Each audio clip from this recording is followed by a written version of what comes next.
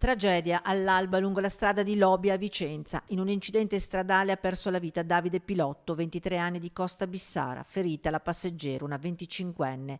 La giovane soccorsa è stata trasportata in codice rosso all'ospedale San Bortolo di Vicenza. La ragazza è ora ricoverata in reparto a seguito dei traumi riportati.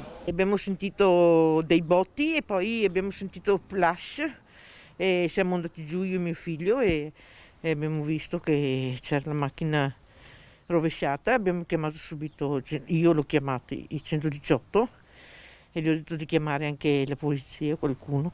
Sono le 6 del mattino quando, per cause ancora in fase di accertamento, Davide Pilotto, che da strada Pasubio ha imboccato via strada di Lobia, perde il controllo della Opel Insignia.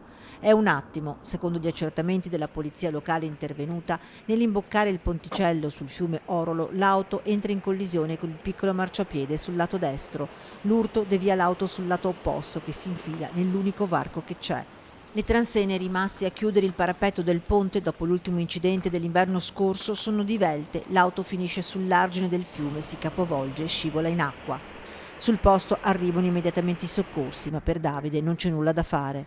La ragazza l'ho vista che l'hanno tirata su e il ragazzo invece ho visto che hanno tirato su un sacco e qui. Il nucleo sommozzatori dei pompieri ha estratto la giovane 25enne che è riuscita a respirare nei pochi centimetri di spazio non allagato della vettura capovolta.